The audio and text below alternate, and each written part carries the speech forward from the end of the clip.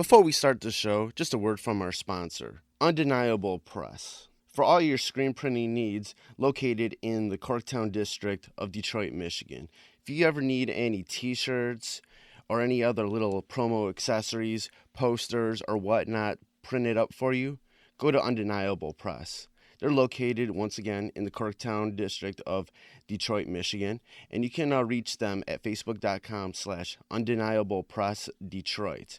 And those same guys who do Undeniable Press also have a clothing line called 20 by 20 Apparel. It's very much wrestling themed, all sorts of nostalgic themes in regards to the history of wrestling. And you can go check out their clothing line at 20x20apparel.com. That's the number 20x, the number 20apparel.com. Now let's start the show. Fresh is the word. I'm Jim Duggan, got long wood for plenty hoes. I keep it fresher than fresh, but you already know. You suckers bummy, I'm money, I got a ton of flows. My weed loud like a motherfucking thunder roll. Your shit quiet like you ballin' on a budget though. We see your kicks and we laugh and yellin' what are those. You see me shining like a suit on puffy. You know my grindin' shit is too strong, buddy. That's why the dude call money. I be stuntin' like it's nothing at all. Cause it's nothing to me, it's probably something to y'all. Trying to smoke like me, then come and fuck with your dog. Got a closet full of kicks, you can't cop it tomorrow. And I'm fresher than the freshest, you can tell it's in my essence. Bitch, you see the way I'm rapping, yes I do this shit to death. Until I'm running out of breath, or tell somebody cut a check. But either way you know it's fresh, and either way you know it's fresh. Fresh, we fresh. Fresh, fresh, fresh, goddammit, we fresh. Welcome to the Fresh is the Word podcast. I am your host, Kelly K. Fresh Frazier. Like always, we have a good show for you. Feeling a little hungover from the weekend, but not alcohol hungover because I'm straight edge now. I'm hungover because I went to 3 shows this weekend, and 2 of those shows after working a 10-hour shift at the old day job. On Friday, I went to see Fozzy, pro wrestler Chris Jericho's band. It was awesome. It was so much fun. Very good show. And shout out to one of the opening bands, Joyous Wolf, for hooking me up with the tickets. They were really, really awesome. Shout out to their publicist, Tom George, for letting me know about this band. They're really good, man. They were super fun. Very bluesy riff, hard rock band. Just a good old rock band. We're going to try to get them on the podcast in the near future. Super excited to talk with those guys. And then on Saturday, I went to the Fillmore, Detroit, to see the stoner rock doom metal band Sleep. That was super rad. I'm not extremely familiar with Sleep's category, but I did go with my friend Steve. He super loves those guys, and he said they just played pretty much older material. They didn't play anything new, but it was super rad. Like, those guys never come to Michigan. I don't know when's the last time, if ever, they came to Detroit, but they don't come to Detroit. It was originally supposed to be at St. Andrews. That sold out really quickly, so they moved it to the Fillmore. A lot of people were pissed off who originally bought it because they were like, I want to see them at St. Andrews. It would be better there. But it was still really good. Really enjoyed that show. And then last night, I went to the Insane Clown Posse Attila Slam Fest tour. It concluded here in Detroit on Easter Sunday, April Fool's Day. Super fun. This is one of the first. Okay, I've been an ICP fan since I was fucking 12, 13, whatever. Early 90s. Since around the time Ringmaster came out. That's when I first started listening to ICP. And I've been to a ton of their concerts, but this is the first time that I actually got into the mix, into the Faygo zone. I played in the Faygo. I was drenched in Faygo by the time I left the Fillmore. And it was super, super, like, cathartic, man. It was so much fun. Paying for it a little bit today. I'm a little banged up, a little sore in places. But it was super fun. And that was actually it was a solid tour, a solid lineup. Everybody was super fun. ICP had a really good set list. It was like a lot of fun. Attila is always really fun live. I was really impressed by this band that was on Twitter, Siler. They're from New York, kind of like more of a metalcore band. They have two vocalists basically. They have a main vocalist who does singing, screams, and everything. But then their guitarist does some clean vocals also, and he has a really good voice. I'm gonna definitely go check them out more. Their name's Siler, and they were really fucking good. This is the first time I got to see Cage, like, the old school, or not, it's old school now. During that whole sort of independent, hip hop phase in the late 90s into the 2000s. Something's really weird though. I was checking online on Twitter, and Cage has me blocked on Twitter. Cage, why did you block me on Twitter? I don't ever remember saying anything bad about you. Why are you blocking me on Twitter? Unblock me. I'm cool with you. You were cool live on the ICP show. Come on, man. What did I do? I don't ever remember. Only time I ever remember mentioning Cage on Twitter was when I was talking about how much I love the High and Mighty Home Field Advantage album. So I don't know. I don't know what the deal is. But Cage, unblock me on Twitter. Kelly Omega Fresh. All right. Enough of that. We got a really dope show for you today. I got Michigan-based comic book, sci-fi, horror author Kasey Pierce. I met her recently at the Astronomicon pop culture convention that was out in Sterling Heights, Michigan. That Twisted and the good people at Magic Ninja Entertainment put on this year. It's cool, it's cool to meet her. Then I saw her recently at the Fantasticon comic book convention in Toledo. She has she's in the middle of a comic book right now called Norah. So we get into the bits and pieces of that. It's a bit of a sci-fi, comic book. There's this thing about, sort of the sort of dance that we all play between like technology and the after. It's really, we get into the nuts and bolts of it in our interview. She also has a horror novella called Pieces of Madness. I just actually picked that up. I haven't had a chance to read it yet, but it's definitely on my list to get to read that up soon. Upcoming podcast, we have another Michigan-based sort of horror comic book writer, Stephanie Menard. Also have strange music, pop music recording artist Mackenzie Nicole. You might have seen her on certain Tech 9 projects, but she has her own album, her debut album, coming out on April 13th. I've already heard it. It's a smash. So that she's going to be on an upcoming podcast. And we got a lot of cool things in the works for future guests coming up on Fresh is the Word. Now, let's get into the interview with Kasey Pierce. Yeah, we first met a few weeks ago at the Astronomicon convention. That was like so much fun. It was. You know what? That was actually the promoter for that. I saw him at Great Lakes Comic Con, and he said, "Do you have any criticisms or things that we could have done better?" And I said, "Honestly, I mean the weather, but it was great." And this show had so much against it, and the biggest snowstorm we've seen in Southeast Michigan in the past probably decade was against it. But the great thing was people came in from all over the place, Oklahoma, Virginia, just everywhere across the nation. They came on Thursday and booked up the hotel. So a lot of people just came downstairs. Right. But it was a packed show, and they're already sold out of rooms for next year. Yeah. It's crazy. And, Twisted fans are awesome.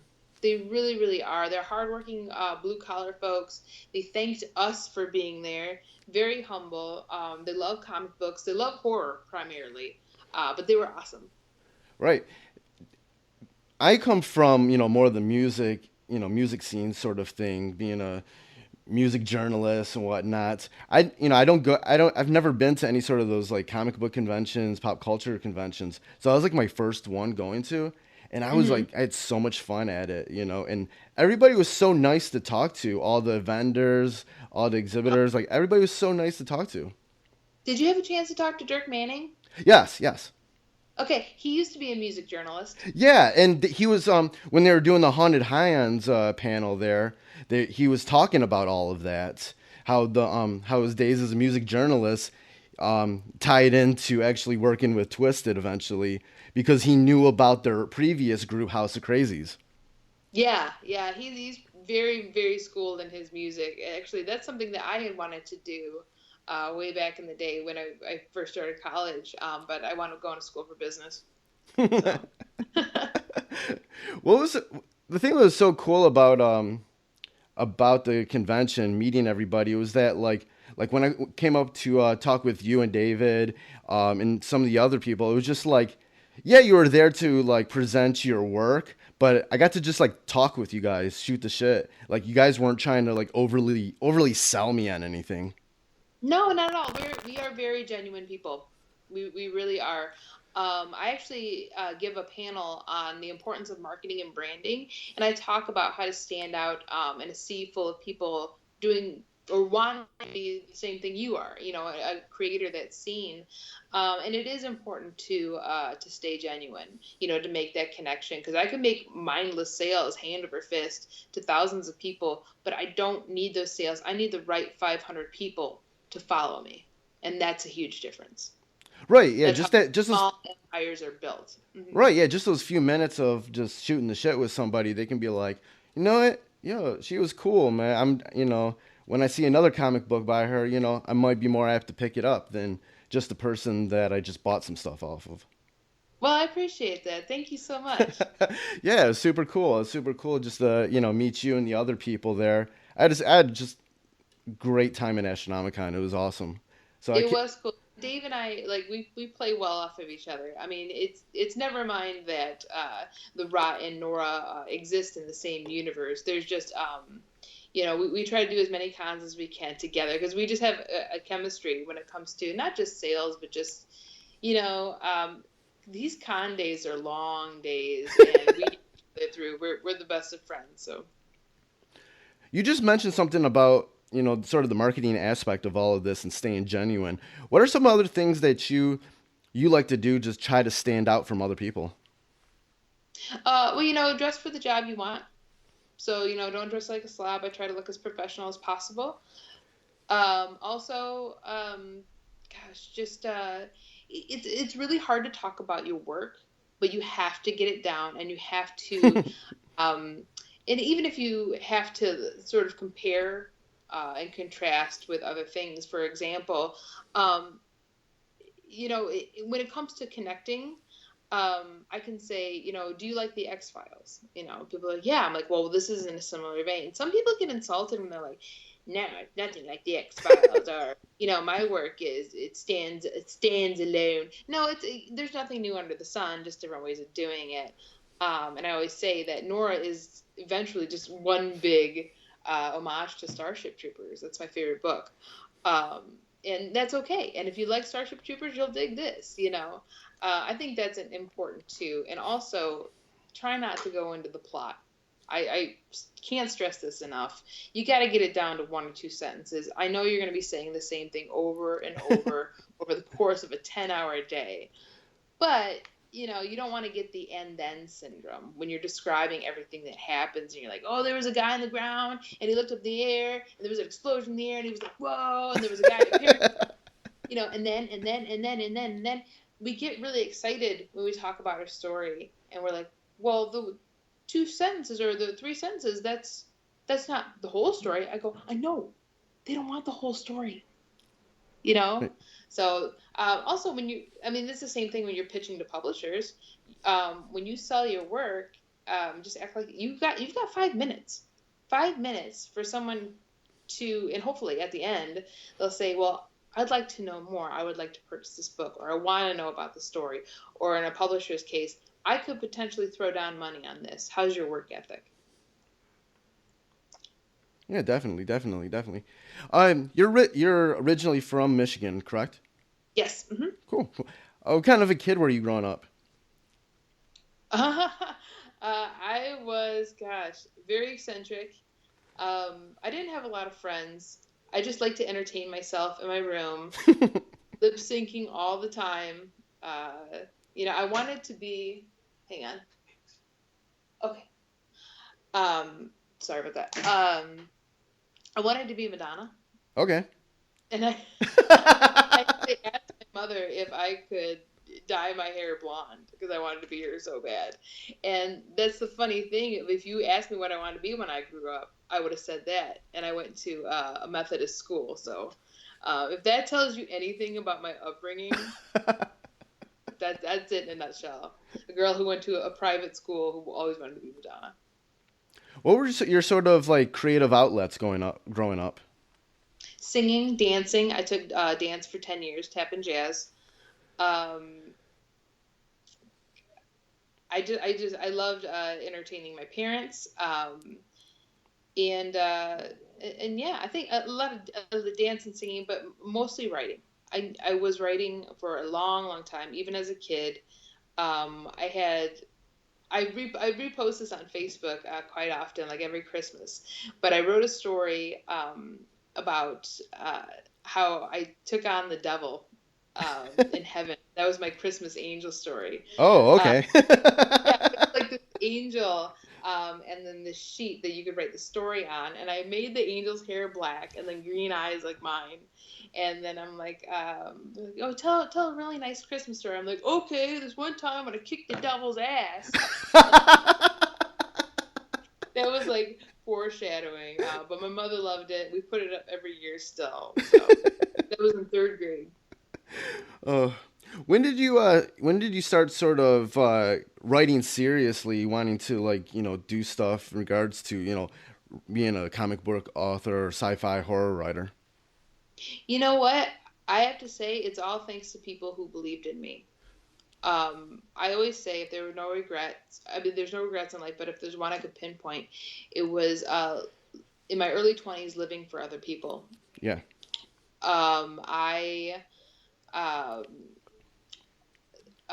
Sorry, there's noise going on in the background. Yeah, I wanted to go to school for journalism. Like I said, I wanted to be a writer, and people who had my best interests at heart said, you should go to school for business because then you can do whatever you want. Even though that's not what I wanted to do, I still did it. But then later on, that just never left me. I never stopped writing no matter what it was. And I never stopped reading. And Tony Maiello of Rocketing Studios at the time was a fan of my website, cosmickasey.com. And I was a blogger, and I would just write these snarky blogs commenting on the comic book scene and the Comic-Con scene. And he's like, I think you can write horror. I think you can write fiction. I go, I don't write fiction. That's not what I do. I'm the snarky blogger. So I actually tried my hand at it. I would blog a chapter a month of what later becomes Norah, which is called The Prophecy Effect. It's still up there on my website. Once I did that, he's like, I think you can write horror because there's thin lines between sci-fi and horror. So I wrote a short story called Dollface. And Dollface made his way into Pieces of Madness, and Pieces of Madness was published by Tony Maiello's company, which was Rocketing Studios. And now that was the first release before the re-release through SourcePoint Press. Okay. And then later on, after I was selling out of Pieces of Madness at Comic-Cons, this book that had absolutely no pictures in it. And so Travis approached me and he said, I need you to write a comic book for me. I need you to pitch comic. I go, I'll never write comics. That is not what I do. So he goes, well, pitch me a comic. So I scaled The Prophecy Effect down to the main character. He said, I need 22 pages. I've never written a comic script in my life until I looked at the late, great Gary Reed's Dead World, if you're familiar. Okay. I'm like, I think I can do this. So it's kind of like writing a movie, right? Like a movie in your head. and I would write down scenes like I would write down camera angles, and I pitched it to him, and then he signed me to 4 issues, and here we are. I guess I write comic books now. Oh, yeah. So kicking and screaming is how came into this, but I'm enjoying every minute of it, and it just goes to show, don't fight the tide, guys. Do it. Get out there and do it. I wish I had done it sooner. How did it feel going into that first body of work that got published? It was it was unreal. It was like, I have a book. This is a thing. These are my words, and people are reading my words, and they're enjoying it. And it was awesome. And speaking of Gary Reed, I remember when it was released, he actually read the book, the entire book, and he gave me 8 pages of critiques or key mistakes that I still have to this day. And it was an honor. And like I always say, I've been torn apart by the best. And he was great. And I took everything that he said, and I apply it still. And he was a huge inspiration to me. And it showed that he believed in me too. And we all miss Gary. What were some of the things that you learned from Gary? When he first read Norah, he goes, I liked it. Where's your dialogue? Because he's like, well, that's a preference, you know. I learned a lot about story structure and third-party perspective, and I learned what it is to be genuine and keep your good character on the con scene and in this industry, because you can get calloused pretty quick. But he was a man of great character, and he'd been around for decades and decades and decades. And that really inspired me. It really, really did. And that's something that I'll always remember, was Gary was a man of great character. With since you started writing, sci-fi, the comic books and everything, up until what you're doing right now, what do you think you've learned during this process? What has probably improved the most in your writing style, or just what you do in general? Oh God, I've come leaps and bounds, man. Actually, going into volume 2 of Norah, Travis said to me, the editor-in-chief of SourcePoint, he goes, girl, these scripts have come a long way. And I thank that to the editing process. Guys, listen to your editors. They are not there to berate you. They are there to shape you. And I remember when we did the first edits of Pieces of Madness, Leah Lederman, who's Dirk Manning's editor, she said, now, I'm not trying to berate you, but you do have certain habits that, X, Y, Z. And I think at the time it was holding the reader's hand over choreography. And I said, no, this is free education. The extent of my formal English education starts and ends at Schoolhouse Rock. So I learned so much from the editing process, different editors. Guys, work with a lot of editors. Even if, like Mashika coming up, I decided to use 2, one for grammar and one for strictly story structure. Because it's hard to step outside your work. And I always say you don't want to get the George Lucas syndrome, where you can't see what fans originally appreciated about your voice. But yeah, I've learned a lot about that. I've learned a lot about publishing, the ins and outs of that, just hanging around SourcePoint so much, hanging around Travis, and, the logistics of everything. Because you think you really don't know how this goes, how this works, and how much patience you have to have, and how much money goes into this. So, but gosh, I after this conversation, I could probably name off 20 more things that I've learned, but I'm a completely different person now than I was 4 years ago when I first started. Doing a comic book, there's a lot of people in the mix, like you said, the editors, there's people who, draw the artwork, how do you sort of, let yourself open to, be able to work with all these different people and sort of gel together? How do I leave myself open, you mean? Yeah, how do you stay open-minded enough to, still, want to be, have your words on paper, but work with all these different people? Uh, the motivation for that is, do you want to stay in this industry for long? Because you always have to evolve. So you're going to have to challenge yourself all the time. Work with other people, work with other editors, and work with other genres. You never want to pigeonhole yourself. I write science fiction and horror, but I've also written a children's story. I write greeting cards now. I can't name the company for contractual reasons right now,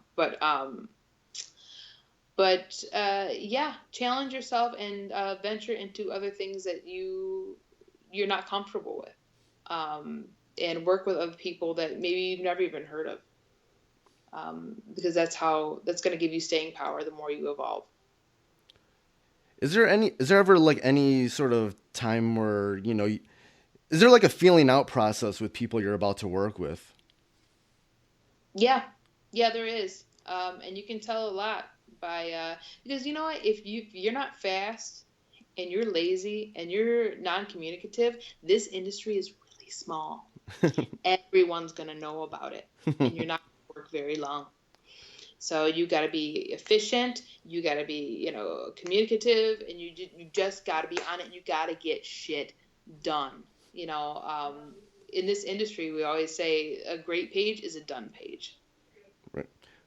Currently, you're in the middle of your run of Norah. What was the original ideas that came about to when you started writing this story? I know it came from somewhere else, but where did those ideas come from? When I was 26, I was diagnosed with multiple sclerosis. And from then, I became fascinated with the brain and how it worked, and I wanted to learn everything about my disease. But I've also dabbled in the metaphysical too. So I thought, what is a coma? And I thought, well, to me, it's a metaphysical house in space, somewhere cold and desolate between life and death. And so I applied that to way too many NPR broadcasts about the CIA. So, that all just kind of converged to make Norah. Right. When reading Norah, there's sort of like this balance of like the sort of a supernatural mixed with like medical and technology. Like, where did the idea to sort of throw this balance together and sort of have this sort of conversation between those two worlds? I think it's because I think it just came naturally. I love dark science fiction. I love hard sci-fi. I'm a big fan of Blade Runner, and the Aliens franchise. And I don't know. It's weird because the most horror writers are probably one of the bubbliest people you'll ever meet. Like myself, Dirk Manning, Stephanie Maynard. But maybe it's because we know how to channel our dark side. Everybody has one. Right. The most balanced, insane people that you'll ever meet. What do you think is like sort of like the underlying message with when you talk about this subject of like the outside world and then these technologies that maybe we don't know about? There's a lot of unknown that almost is present with both sides of that coin. What do you think the sort of like the underlying message of all that is?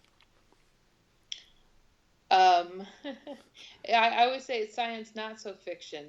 I read a lot of crazy shit, and I'm one of those woke people. There's a lot of underlying messages in there too, a lot of subliminal messages. And I always say, ask me over a beer, I get crazier.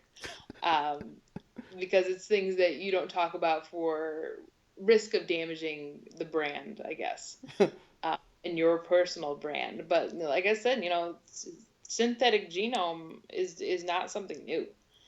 Tampering with DNA is not something new. None of this is.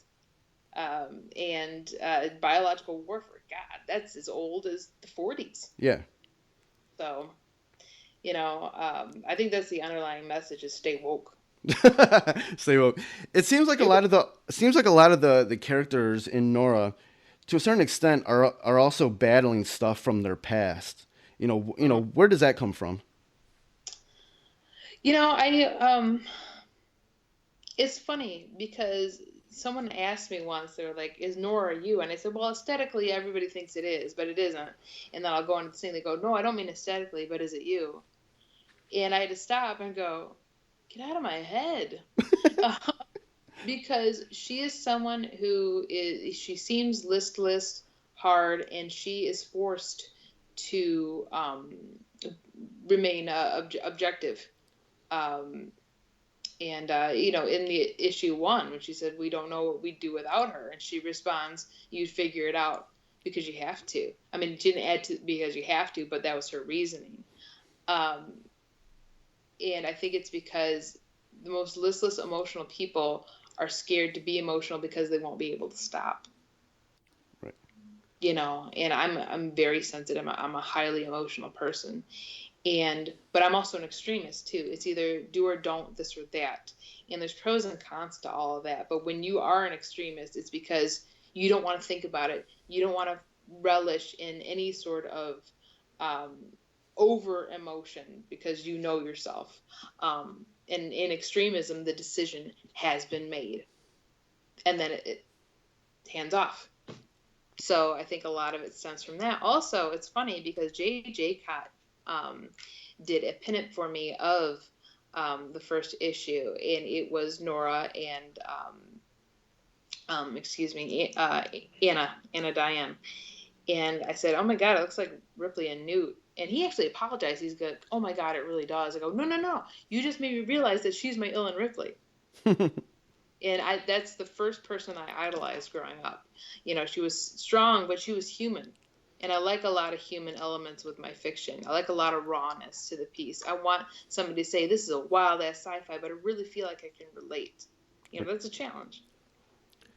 In the story, Nora does have, these, special powers, things that she can serve to other people, for good or for whatever, they're looking for. But it seems like she's also at war with those things in her lives. What's sort of like, your thought process between having that sort of a responsibility in your life to use what you have for either good or just to not use it at all?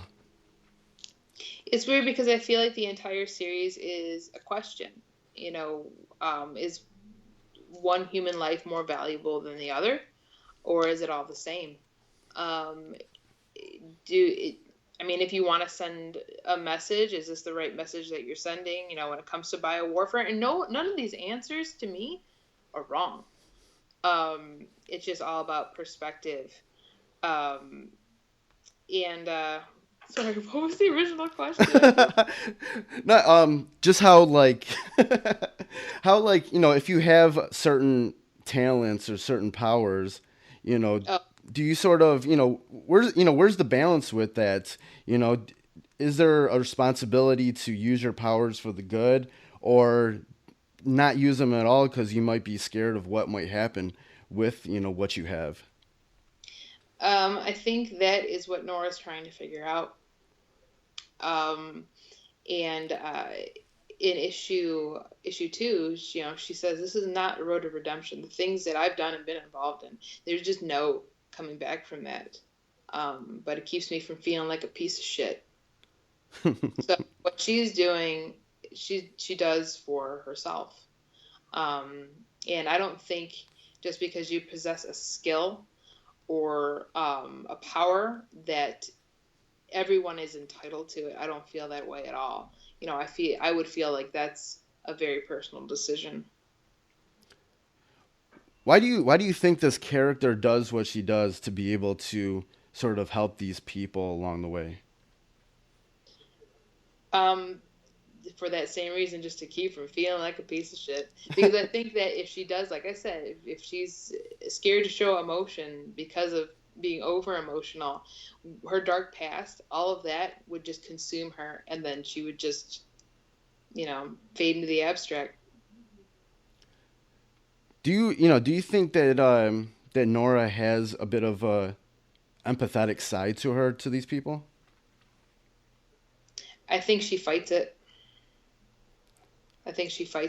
But that's something that I feel like the reader should decide.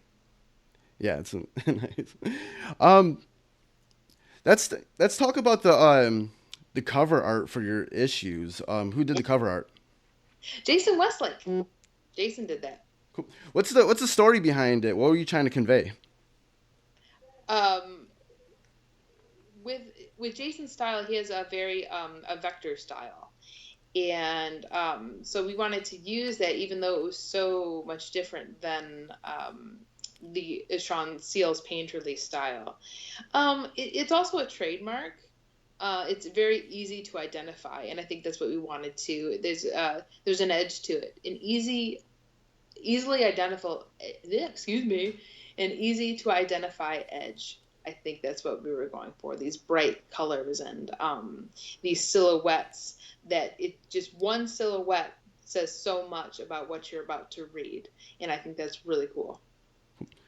Yeah, the artwork for like actually inside the comic book. What did you were hoping to convey with mixing in with your words, the story that you wrote. Oh yeah, for sure. Sean Seal, I had been stalking him for a while on Facebook, and I just thought there's so much drama and such a thick atmosphere to this work, and me being a primate. I had no idea how he was doing it. I was like, so is that like a heavy colored pencil? Or finally he goes, I'm painting it. And I'm like, that's genius. I want that. Fine arts and comics, hell yeah. So, and then he had just started doing comics himself, some comic work for Michigan Comics Collective, which was a nonprofit at the time. It still is. But yeah, I said, and when I talked to Travis, and he was already doing work for SourcePoint, I said, I want Sean. And he's like, okay, let's do it. How do you feel like sort of like in your words, the thickness of that artwork, leads to the emotion of the story? Norah's a slow burn, and it's something that it's real heavy, and my writing tends to be heavy. It just is. Anyone can tell you that. Anyone who's read Pieces of Madness can tell you that. So I wanted people to feel the weight in each panel, the weight that Norah carries. And it's not a bummer comic. I'm making it sound like it. But it's a dark sci-fi, and it's a slow burn. It's like, yeah, it's definitely a sip of bourbon at a time. It's not like you can't chug it, So, but yeah, I think Sean's work was perfect for this. Now going into volume 2, we are switching to Kelly O'Hara, who has not done comic work previously, but she is a fine artist whose roots are manga inspired, very Japanese inspired. Now, is it going to be a manga? No, but you're going to see some of the influence. How did that sort of manga influence convey the message of your stories? It doesn't. Well, I don't know. It wasn't something I thought about, but I've always wanted to work with Kelly, and we'll see. It's cool to watch artists interpret your words and your stories, and you never know what you're gonna get. But it's fun. It never gets old. You will never, never, never get old seeing something you visualize come to life by someone else's hands. It's super cool. It's super exciting, and that's what I love about comics.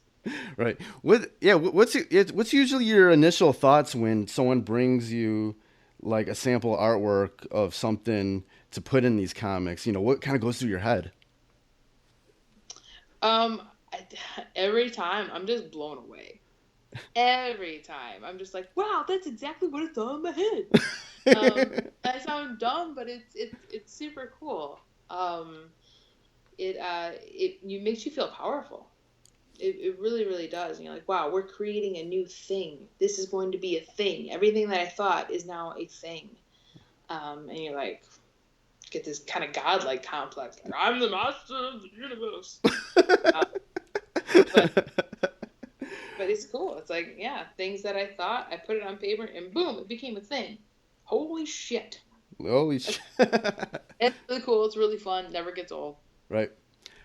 Outside of writing comics, what's some of the other things that you like to do? Some of your other interests?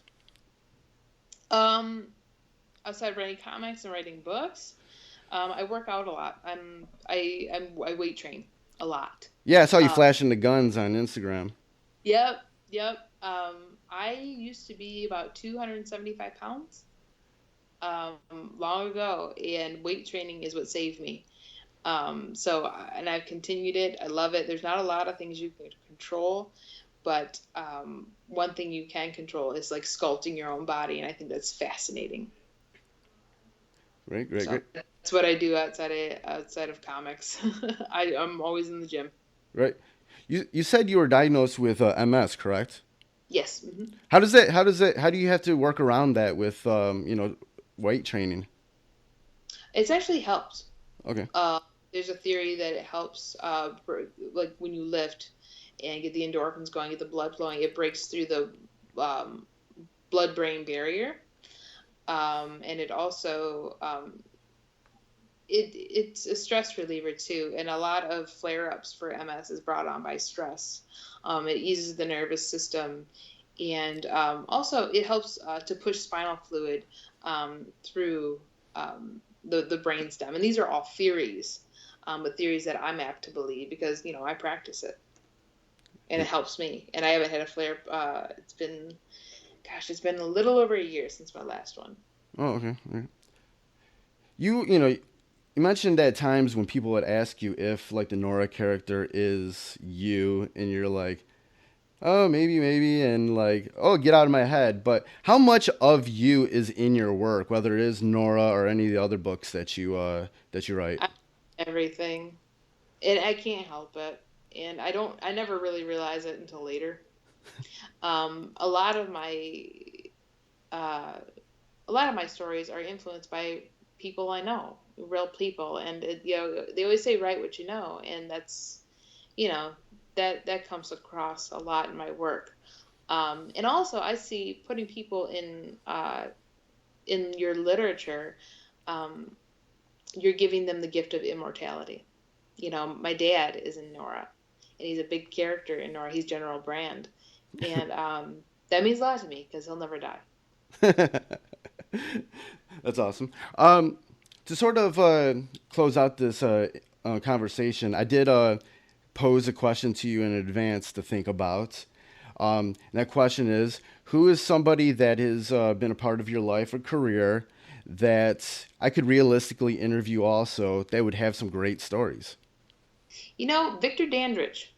Do you know who he is? Victor Dandridge Jr.? Nah. Okay, so he is a comic creator who has just been able to do comics full time, which is great. So he's somebody who has just jumped over the cusp, and he's just taken over WizardWorld Artist Alley. That has given us creators so much hope, because people were dropping out of WizardWorld shows because they were so celebrity centric, and they could not. In a sink or swim, man, they just drowned.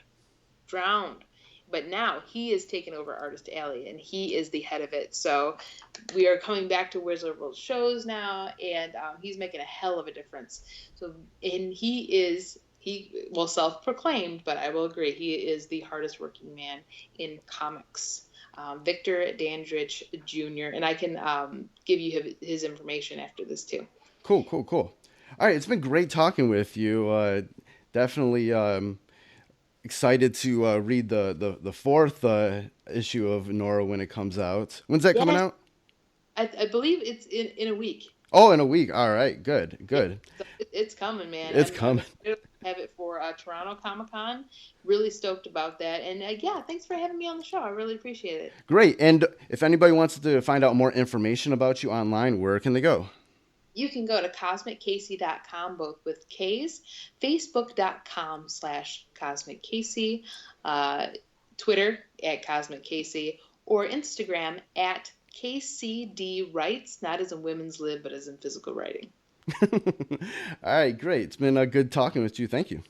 Oh, thank you. Okay, so that was my interview with Kasey Pierce, comic book horror sci-fi author.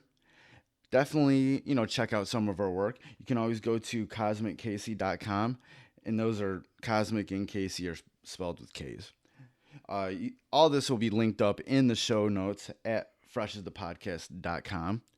And if you want to, and just a reminder on how you can support everything here at Fresh is the Word, you can go to freshasthepodcast.com and just share any links that you have on your social media. You can go on to iTunes, Stitcher Radio, Mixcloud, SoundCloud, Google Play, TuneIn, and just search Fresh is the Word and listen to the podcast there. Please, if you can, on iTunes, Apple Podcasts, leave us a good rating. Hopefully 5 stars. And if I do see that even on any of the platforms anybody makes any comments, I'll go ahead and read them on the podcast in future episodes. If you want to follow me online, you can always go to both on Twitter and Instagram. I'm at KellyOmegaFresh. At Facebook, I'm on facebook.com/KFresh. And on Mixcloud, I'm at mixcloud.com/RenSoul. And the podcast, Fresh is the Word, can be found on Twitter at FITW Podcast, on Instagram at Fresh is the Word Podcast, Facebook at facebook.com/Fresh is the Podcast, SoundCloud at soundcloud.com/Fresh is the Word Podcast. This week's Fresh Pick of the Week is from someone also that I met at Astronomicon. It is comic book writer Dirk Manning. Recently, he put out a new comic book called Hope that he did with artist Kaylin Smith. This is kind of a departure for Dirk Manning. He usually goes for he's more of a horror writer, a lot of madness, a lot of that type of stuff. This is more of a superhero comic book. And for this first issue of Hope, we're introduced to this world where there are superheroes. They exist. But they're welcomed with mixed feelings by society. The lead character of the story, she just wants this normal sense of humanity. She just wants to live like a normal person. But because of her superpowers, I just feel through this first episode, or this first issue, that society doesn't feel like they need or deserve to help her or have any sort of real camaraderie. I'm really excited, where this story goes. There's a lot of, seeds that I can only assume are planted on this first issue. If you want more information in regards to that, you just need to go to dirkmanning.com. And again, this will be linked up in the show notes on the podcast website. So that was the Fresh Pick of the Week. And that is the end of this episode. Thank you for listening. We have a lot of great stuff coming up. Goodbye and good night. Fresh is the word.